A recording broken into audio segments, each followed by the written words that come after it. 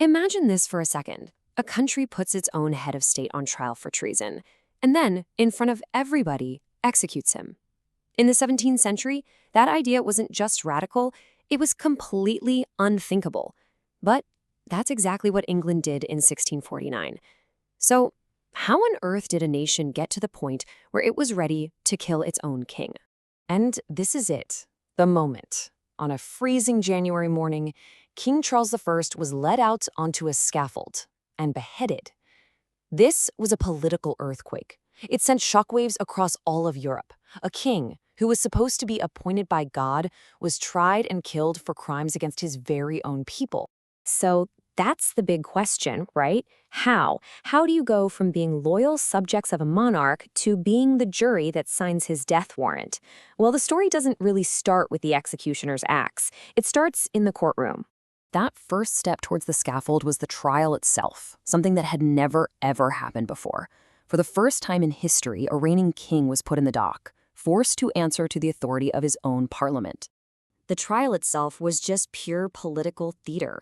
Right from day one, Charles refused to even acknowledge it. He wouldn't enter a plea. They asked him 3 times, and 3 times he said, "Nope, you have no authority over me." But you know what? His defiance didn't matter. The court just went on without him, heard from dozens of witnesses, and then delivered the verdict that, let's be honest, was probably decided from the start. And this quote right here, it just sums up his whole mindset perfectly. For Charles, it was simple. He believed his power came directly from God. So no court on earth, and definitely not one set up by his own subjects, could ever have the right to judge him. He answered to God and God alone. What's so fascinating here is how this just lays bare 2 completely opposite worldviews crashing into each other. You've got Parliament on one side saying he's a traitor, a murderer, a public enemy. And then you have Charles saying, "You can't touch me. Divine right. Your court is illegal. I answer only to God." There was absolutely no room for compromise. But this clash in the courtroom, well, that was just the final act. To really get how Parliament even got the power to hold a trial, we gotta rewind and go back to the battlefield. So yeah, before the trial, there was a war. A long, bloody civil war. And one particular battle, way back in 1645, pretty much sealed the king's fate and made everything that followed possible. The Battle of Naseby. Look at these numbers. They tell you the whole story. The parliamentarians, with their brand new model army, had almost double the men. The result? It was a catastrophe for the king. Sure, 1,000 of his men were killed or wounded, but the real knockout blow? 4,500 of his best, most experienced soldiers were captured, just like that. So here's the bottom line. Naseby wasn't just a defeat, it was an annihilation. The king lost the very heart of his professional army. He lost all his artillery. He lost any real chance of winning the war on the battlefield. From this moment on, it was really just a matter of time before he was caught. But this whole conflict wasn't just about armies and weapons. Because happening right alongside the shooting war was another, maybe even more important conflict, a war of ideas. A complete revolution in how people thought about everything, power, religion, and their own rights as people. And the engine of this revolution? It was the very army that won at Naseby. The new model army wasn't just a better trained, better organized military. It was a buzzing hive of political and religious radicalism. You had soldiers who weren't just taking orders. They were sitting around campfires debating what kind of England they were even fighting for. And this is where things get really wild. You had these groups, like the Levelers, using secret underground printing presses to pump out pamphlets and spread their ideas.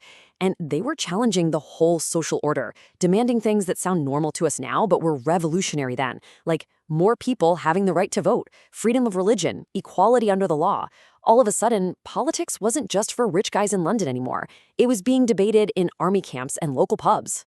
And this quote just shows you how deep this revolution went. When you start questioning the authority of the king, you start questioning all authority. As the writer Margaret Cavendish pointed out, some people saw this as a time to question everything, even the power men held over women, to fight against female slavery and become equal with men. Okay, so they did it. They killed the king. They won the war of arms. They'd won the war of ideas. So what came next? They tried to build a brand new England, an England without a monarch. This next chapter is called the Interregnum, literally the time between kings.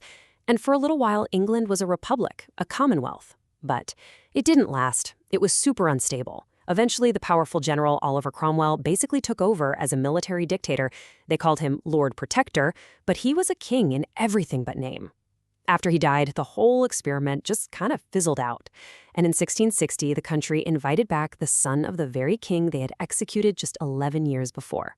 Which leaves us with this final, really tricky question. England went through a devastating civil war and a shocking revolution, all to get rid of a man they called a tyrant, only to bring back his son a little over a decade later. So, was it all for nothing? Was it a massive failure? Or did the act of killing a king change things forever, planting a seed that meant no king or queen would ever again dare to claim they had absolute power?